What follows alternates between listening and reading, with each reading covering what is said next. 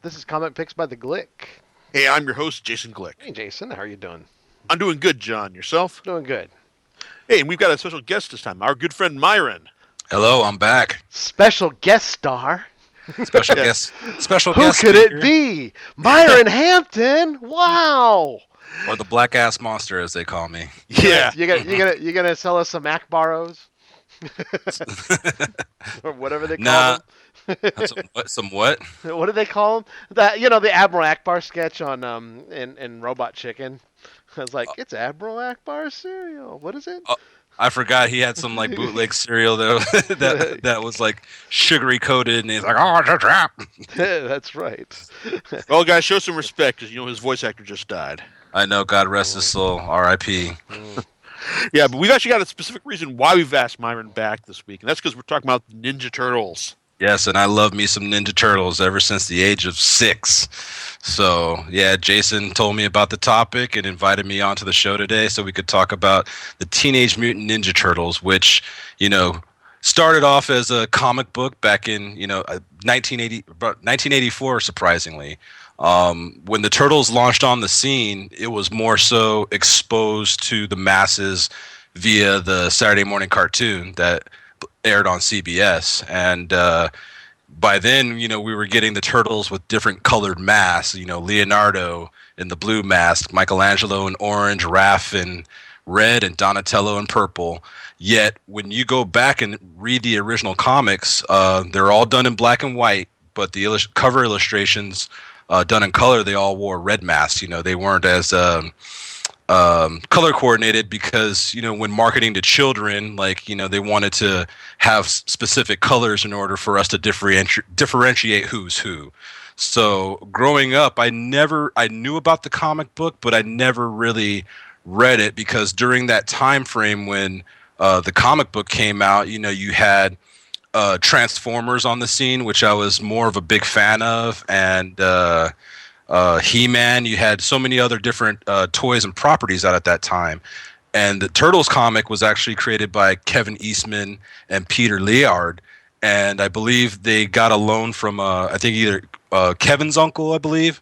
They got a loan to just get together and just produce this one-shot comic. And I remember reading it was a loan and maybe a tax return they used to put this comic together, but they would just sit around just kind of like joking around on certain characters. And I guess the Turtles kind of spawned from a spoof of like other comics during that era, like Frank Miller's Daredevil, that dark and gritty kind of vibe. The whole thing was like the spoof of all the comics that were popular at the time. You had the ninjas from Frank Miller's Daredevil.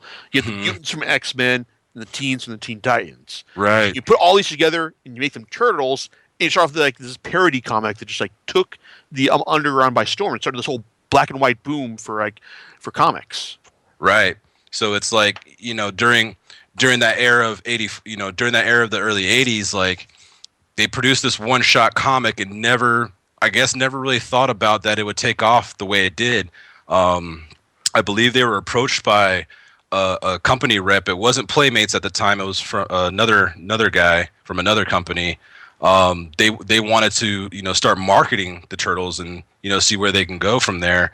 But it was Kevin Eastman and Peter Laird that actually took it to Playmates to pitch it, and together with Playmates and Wolf Studios, Fred Wolf, they produced a series about it. And I remember as a child, the first initial commercial for the Ninja Turtles, the core 4 Turtles, Shredder, and Splinter. And those were like, was April in there? I don't think April was in there, but I remember those were like the launch figures. And I begged and pleaded to my parents, like, dude, I want this. And I remember for Christmas, I got Leonardo, Raphael, and the Turtle Parachute.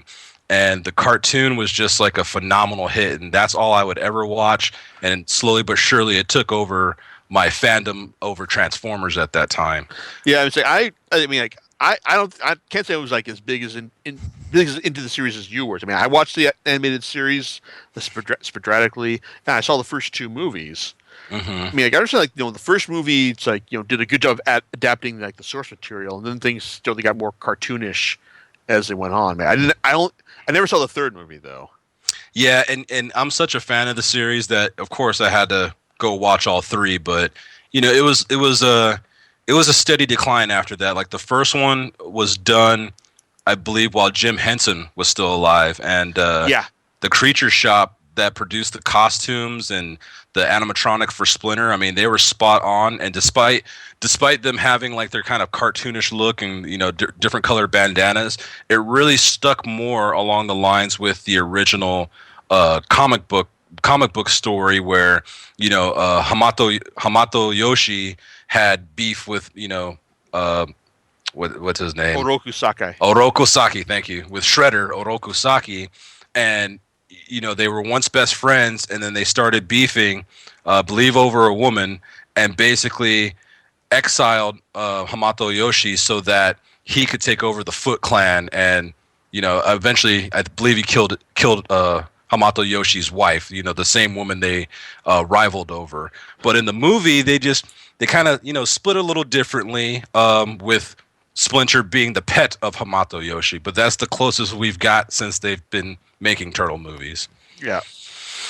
Oh, it's like wait until keep going because wait until you hear what they did for the IDW series. Okay, so yeah, so that's the main storyline of the turtles I grew up with, from the first movie. The second movie, I as a child, I truly liked it, but going back and watching it as an adult, you could tell they were kind of catering more to the children, to be able to create like better toys like Super Shredder and Toka and Razor. And then by the time they got to the third movie, it just went on a tangent, them traveling back to Japan, and trying to take down the daimyo at the time. So it's hard to watch, but as a fan, you got to at least check it out one time in your life. At least I think so. But yeah, the turtles. To me, the turtles are a definition of true lasting, just true lasting, like staying power. When they first came out on the scene, smash hit. But then by the late '90s, the brand started to fizzle out. Like their fan base started growing up and not becoming teenagers, young adults, and of course like their brand kind of like fell down, and then they relaunched in the early 2000s, harkening back to the kind of darker tone that was established in the original comic books, yet they took a different direction on the origins of like Hamato Yoshi and Oroku Saki. And it did fairly well too in the early 2000s. However, I do remember that even came to a point where they just went on this weird tangent where they traveled to the future and teamed up with Cody Jones, who was the son of Casey Jones and April O'Neil. And that's where, like, for me, that's where that series kind of fell off. And then Peter Liard, one of the co-creators of the Turtle series, Kevin Eastman and Peter Liard didn't necessarily have like a falling out per se, but Kevin Eastman started getting probably more just tired of like working on the Turtles and wanted to do other things. Like he had his he had heavy metal, the heavy metal magazine he was working on. So, he just kind of wanted to like drop the kiddie stuff and go back to doing what he loved. So he sold his half of the Turtles franchise to Peter Layard, and Peter Layard went on to sell it to Nickelodeon. And now the Turtles are having the biggest resurrection boom I have ever seen from any other franchise. They relaunched a few years ago. I can't remember the exact year, probably 2013. Yeah, they had that animated series, right? It's CG, right? Yeah, the CG. Actually, it relaunched in 2012. It's the new current CG cartoon that's on Nickelodeon, and I have to say that I watch it like pretty much all the time when I can catch it. It's a really great series that not only harkens back to the original storyline, but to our cartoon childhood, and they mesh very well, like the serious tone of like their beef with the Foot Clan and and Krang's people from Dimension X, yet it still has the lightheartedness of like the 80s cartoon humor. And there's actually an episode that I'm not sure if it aired yet or it's coming up, but they actually cross over and meet up with the 80s Turtles. So you actually through a portal going through Dimension X. So you actually see the current CG turtles go back into the 80s cartoon and rock that style, that 2D like cartoon style, and then the 80s turtles come into the CG world and they're in CG style. So Well, the if like the D69 crew can go back and meet the original Star Trek crew for the Trouble with the Tribbles episode, then I have no problem with this. yeah, I think if you're a fan of like franchises or shows that do that type of thing, and you meet the originals with the new and vice versa, like you can't help but like feel joy as a fan, just being able to watch and experience this. And since the Turtles relaunched their toy line, I mean, I think for the past few years they've been voted like best boy toy, best toys for boys. Best boy toy. Good, great way to put it right best there. Toy, yeah, but best toys for boys, I should say, for like over the past few years, because like I'm not a parent, but I have friends who have young kids that they're all about the Turtles again. Lunchboxes, backpacks, figures, the whole nine. And I have to say, like, after seeing that, I was like, dude, this is a franchise that I wouldn't say was created purely by accident. It was more so just two good friends coming up with ideas, hashing out ideas, and having a goal set in just releasing an issue. It was the first issue was like 40, like a double size comic, 40-page double size. And that was just their immediate goal to get done. However, it's blown up into a worldwide phenomenon that everybody loves. Yeah, and it's worth knowing that for a while, like Ninja Turtles, like back in like the late 80s, early 90s, Ninja Turtles like the most popular thing out there. I mean, when you get to that point, like you're gonna have this huge mind share that like, hey, even if like it doesn't like achieve the same red hot popularity that it was, I mean, you're always gonna have that fan base that remembers, hey, you know what? I really liked the Ninja Turtles at one point. Right. And hey, they're coming back again. Why not give them a shot? So it's that. I think that's key to their their pop, creating an enduring franchise. But I think that also just the fact that like the stuff that's coming out right now is good. I mean, you say you really like the animated series is good, right?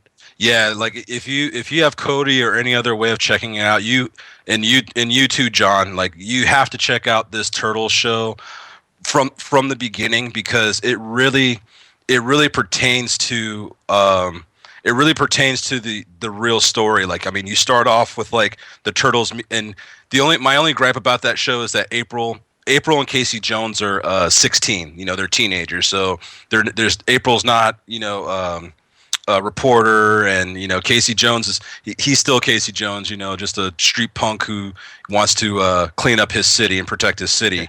But it starts from the beginning where the Turtles meet April, and Splinter explains, his history of how he became a rat and his beef with Oroku Saki, and the Shredder this time around is way more.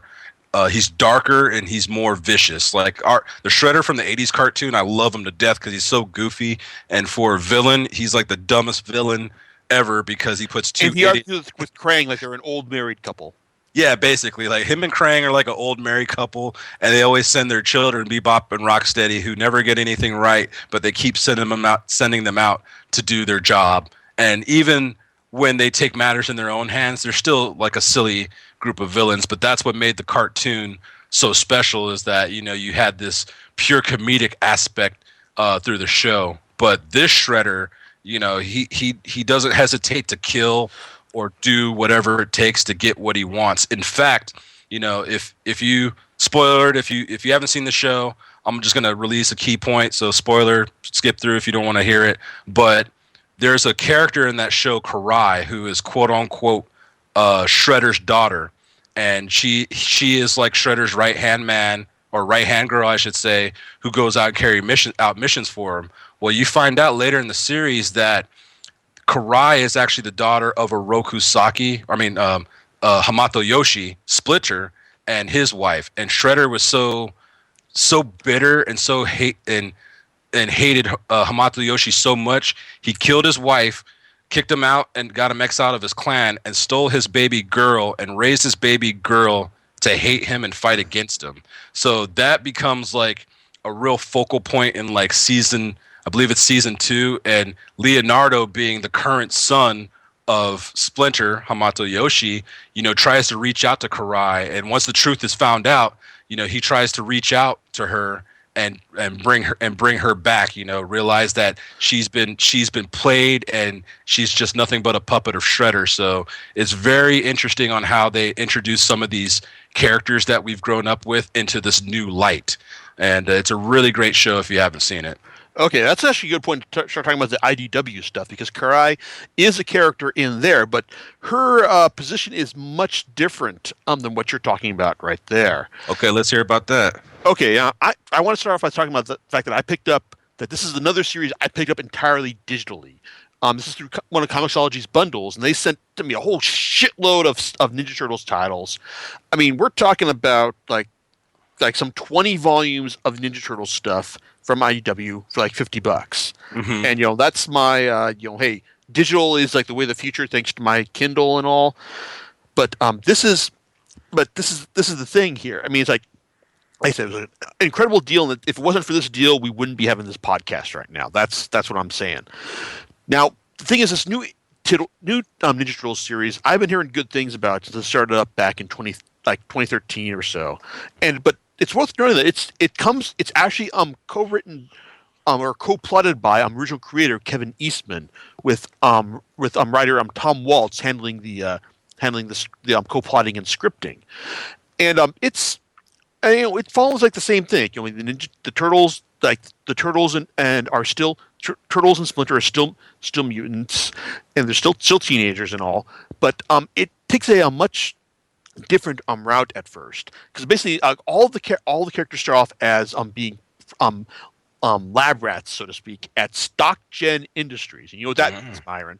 Baxter Stockman. Yes, Baxter Stockman is set up as a main character from the start, being a brilliant industrialist and geneticist who has plans for this ooze he's discovered, and also at the same time it doesn't waste any time towards setting up the fact that we've got Splinter, Leonardo, Michelangelo, and Raphael being his his disciples, and setting up them as being their own crime fighting force. But at the same time, though, it starts off as being Raphael is being one of their lost characters, and it introduces a new character, Old Hob, who's a cat who was mutated by the same mutagen that gave the Turtles and Splinter their humanoid appearance.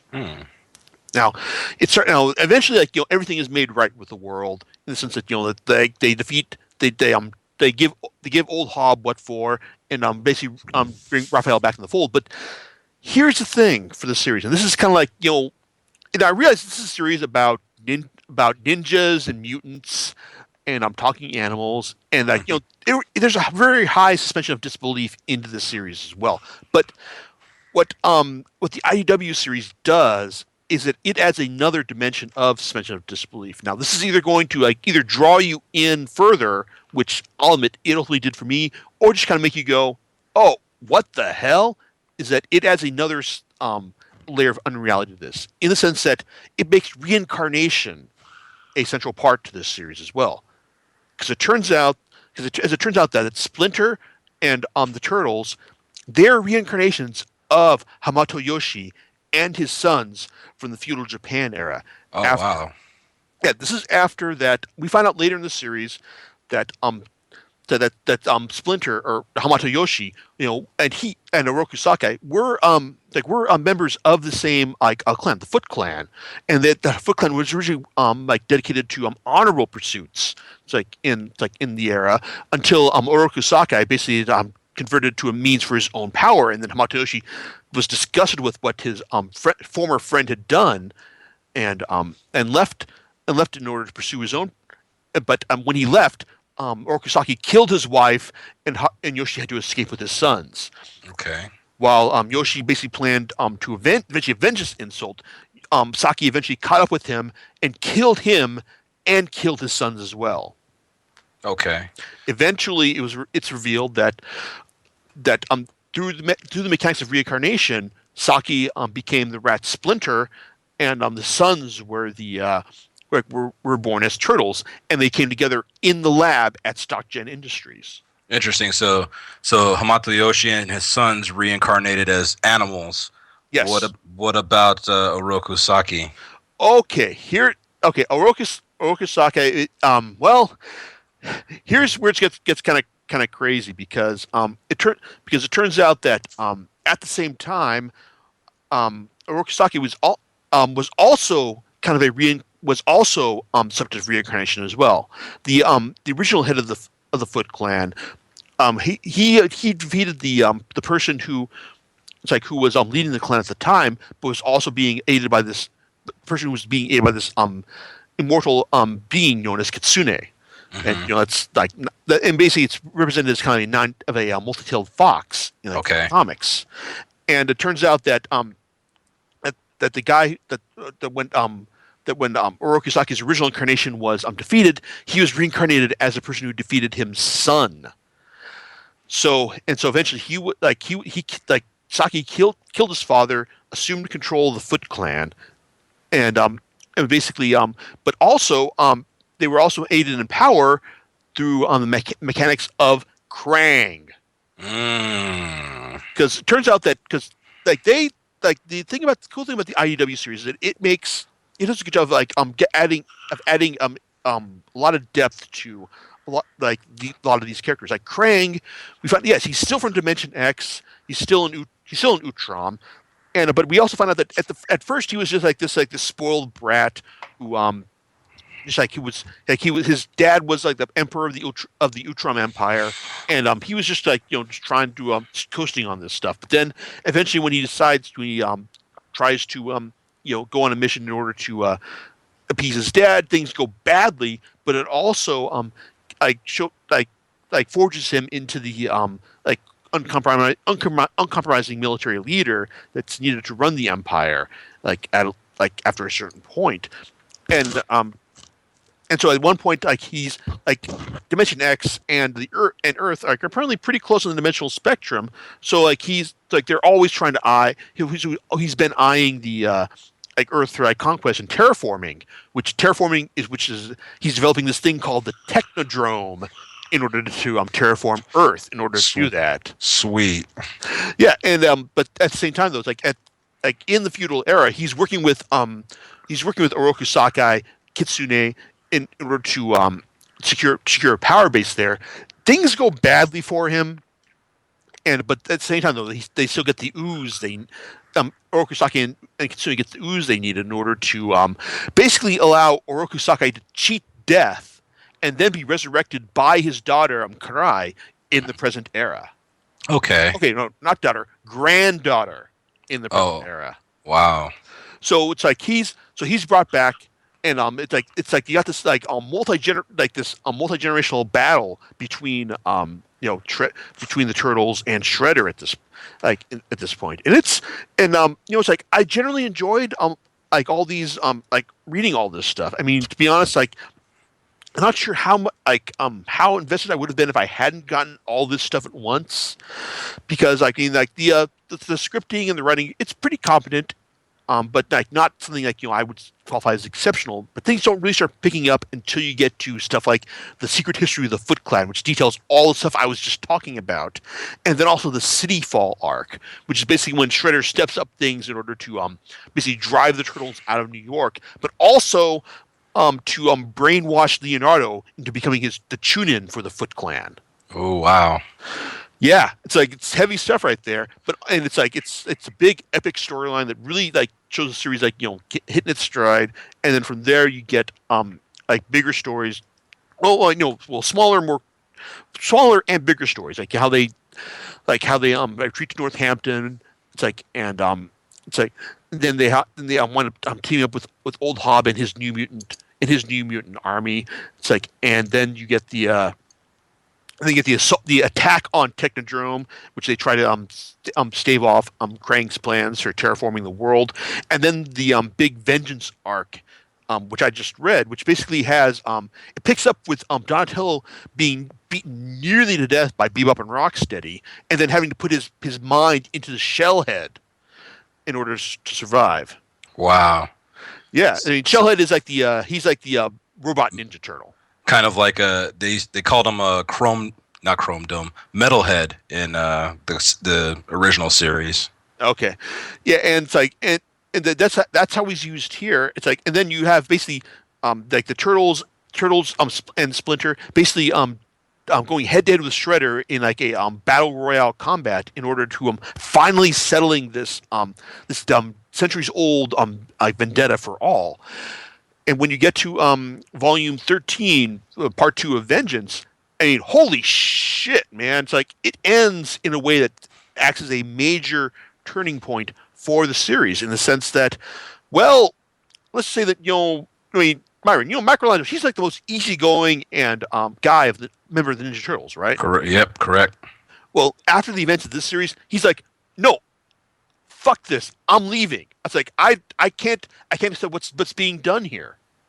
Wow. So he just kind of does he. So he just kind of loses hope and He decides not to do it anymore, not to fight anymore. Well, yeah, this is one of those things where I feel that it's going to like eventually detail into a storyline where they eventually like get Michelangelo eventually reconciles with his father and brothers because that's how these things always go.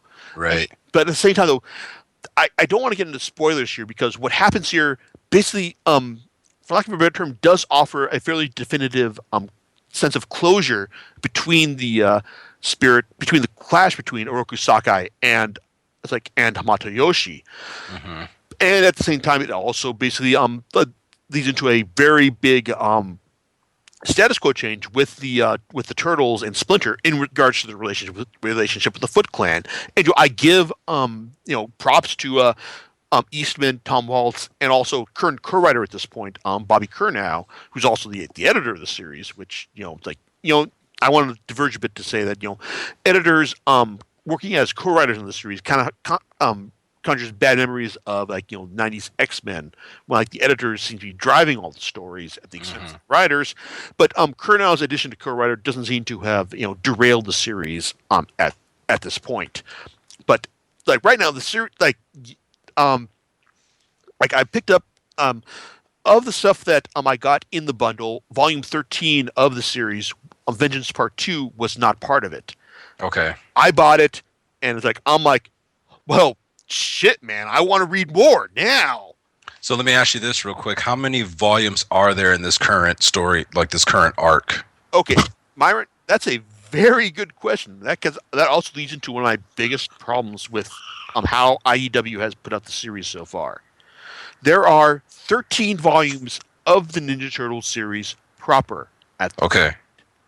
However, there are also, let's see, 2, 4, 9 volumes of ancillary material that also feeds into the series as well.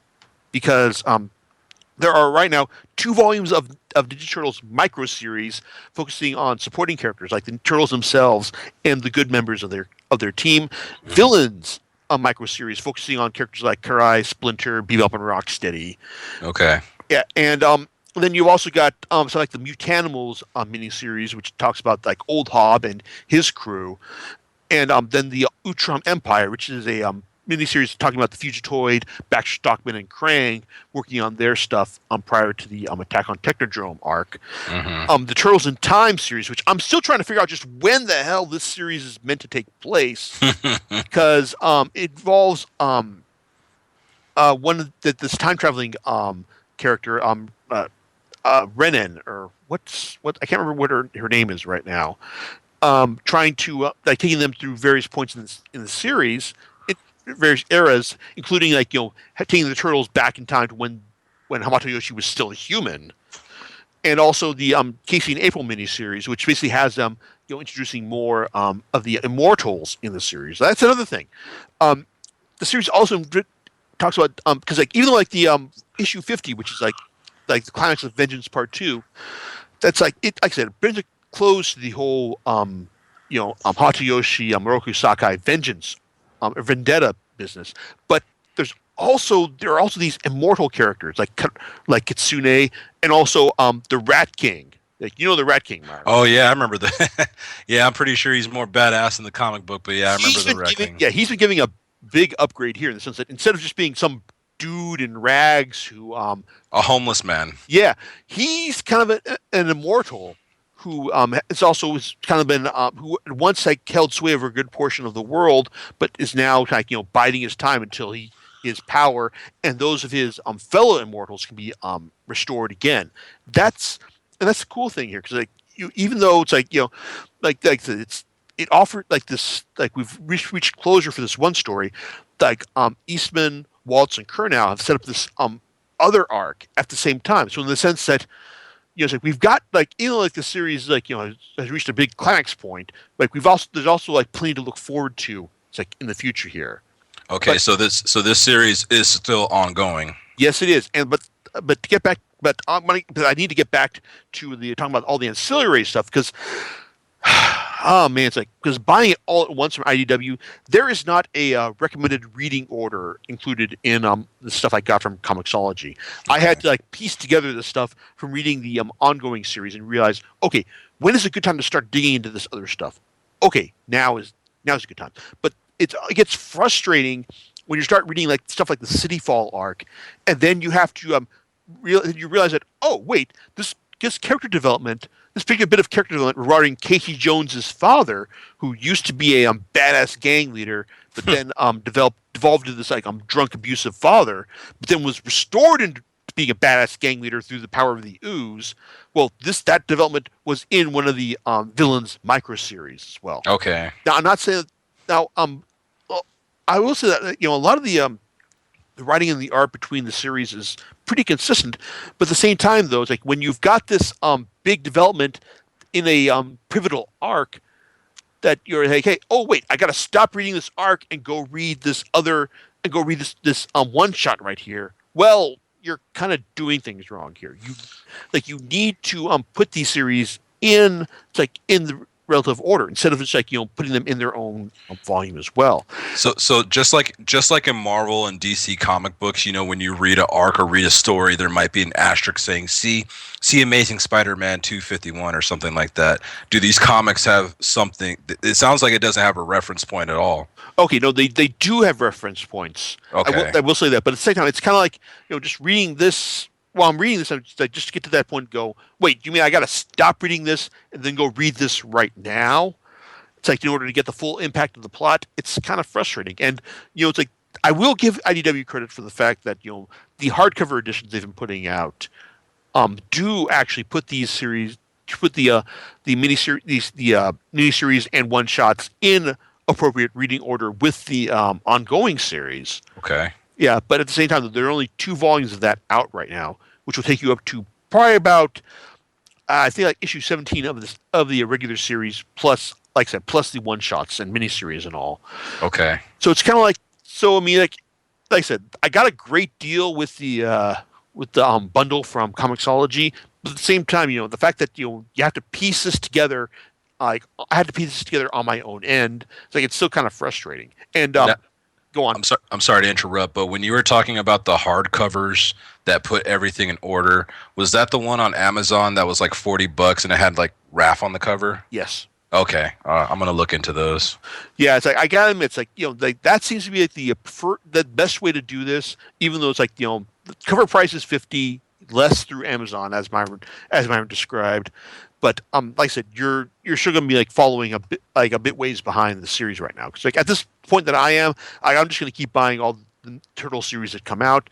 But at the same time, though, like they've also announced a new ongoing series called Teenage Mutant Ninja Turtles Universe, which sounds like it's going to focus on like all the the supporting cast characters like Old Hob and whatnot, but also that there's going to be like so many further miniseries like Bebop and Rocksteady Destroy Everything. Yeah, and I really like what they've done with Bebop and Rocksteady here. They basically made them just like like losers who were who were just kicked out of their gang beforehand. Then they hooked up with the Foot Clan. They were turned into Mutant Rhinoceros and Warthog, and they were still kind of like losers. But at the same time, though, like the series does a great job of presenting them as being really, really tough.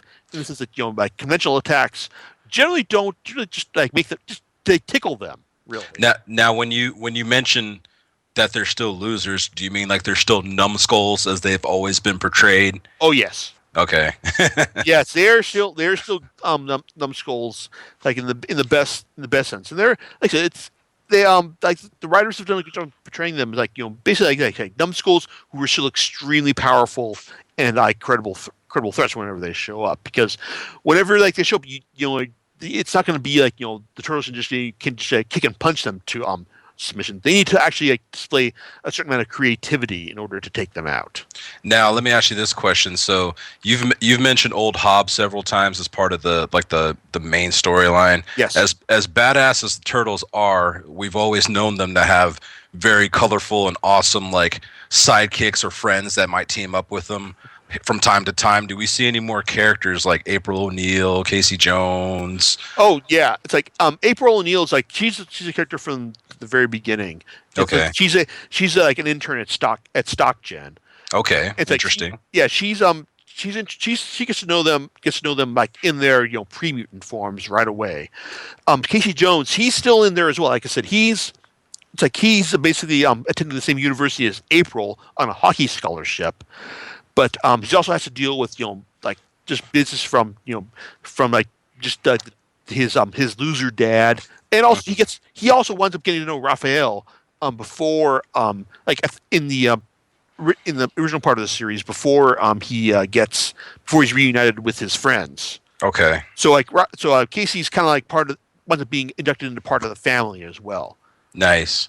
So and that's interesting how you're explaining this IDW series, because what's pretty awesome about the Turtles, about them being around so long and every iteration they've had, with every iteration they might tell like a different origin story. Like the origin is pretty much the same, but there's like a different way of like spinning it, and they might use the same source or like the same source material but spin it a different way.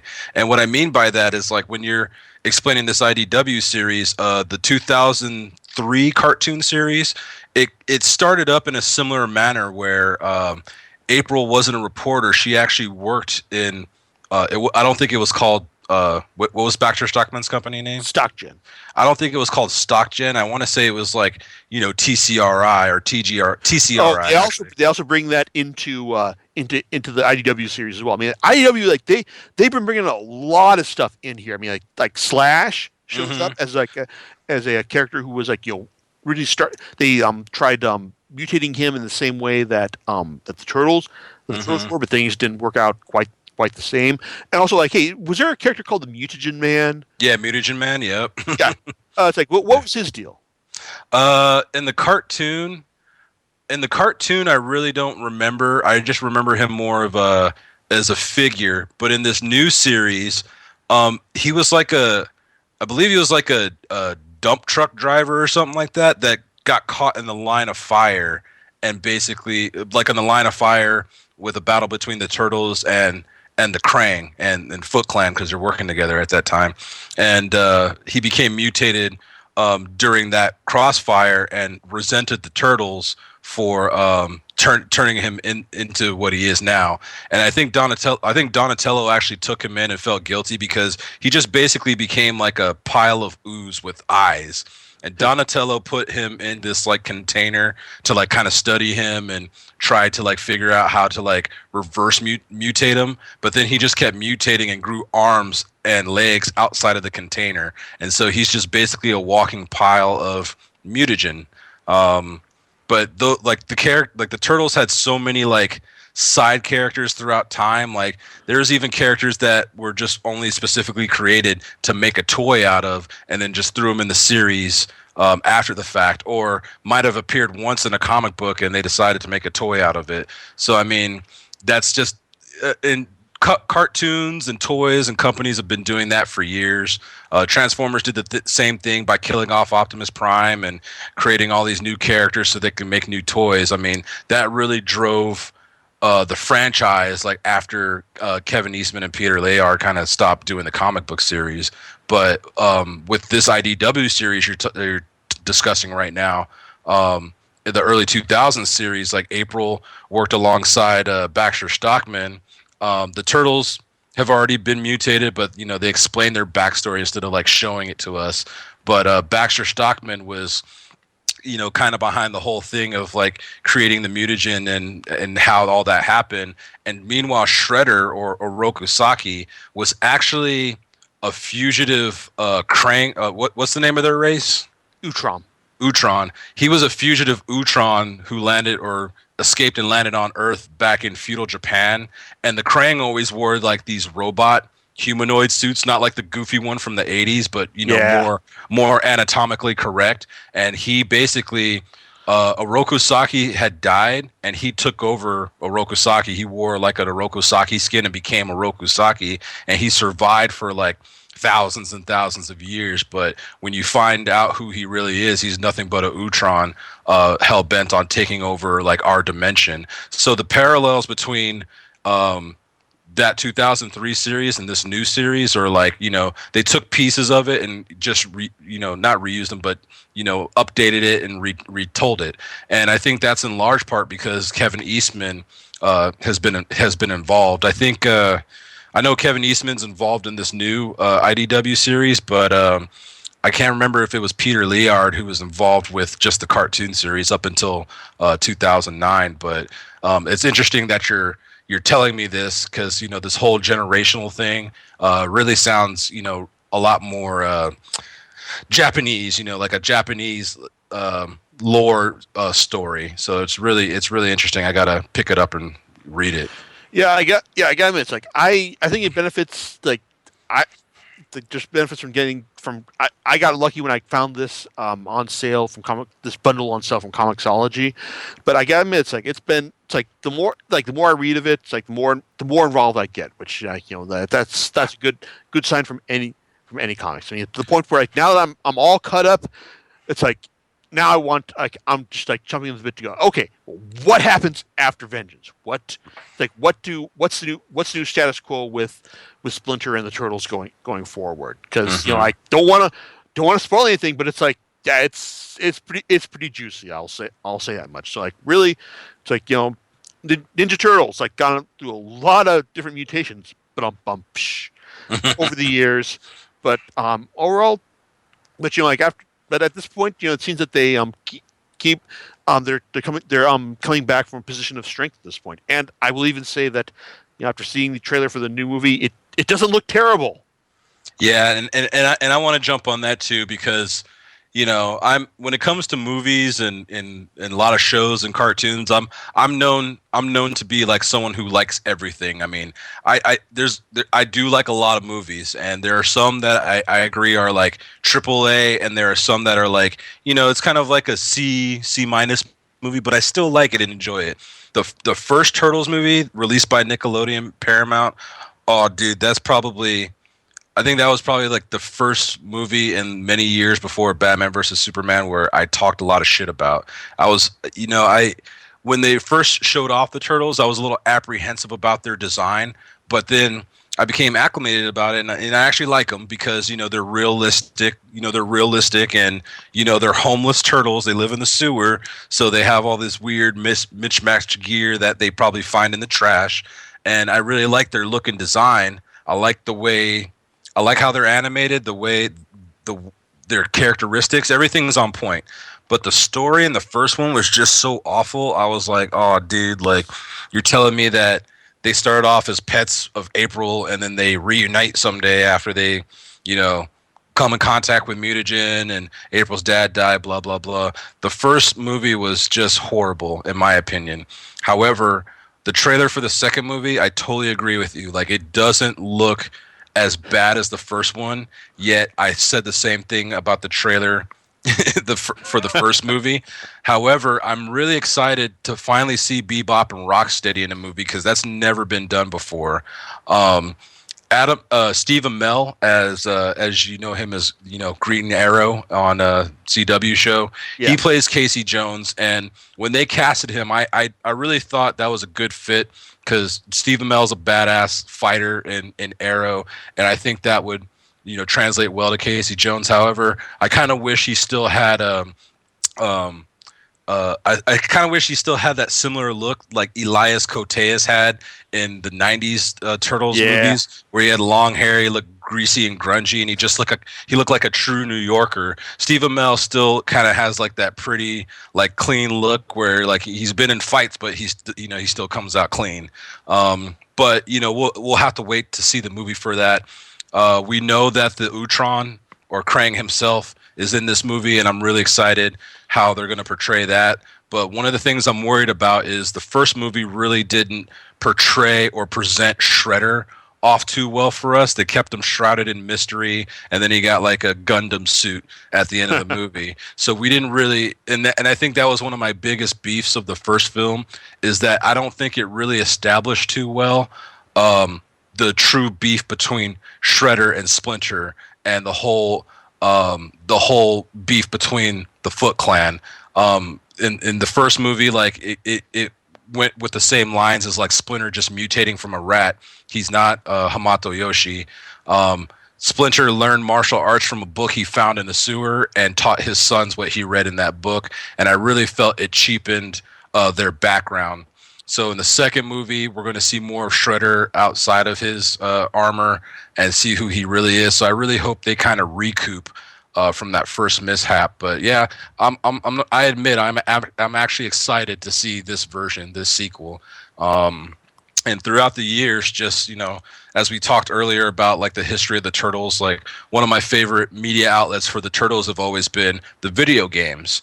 And I think John and Jason and myself come from that same era where once Nintendo came out on the scene, changed the video game genre. And I remember that first Turtles game. Oh my goodness, it was so awesome, but it was the hardest shit ever, dude. And I still can't pass that jump in level 3 where you got to jump in the sewer and fight Mecha Turtle. But well, shit, I never got past stage 4 in that one. So yeah, but like I haven't played a Ninja Turtles game since Turtles in Time on the Super Nintendo. So and you know what? That's that game and the arcade game are probably they're like the same engine. Those are like the best Turtle games ever created. However, yeah, you missed out on a lot.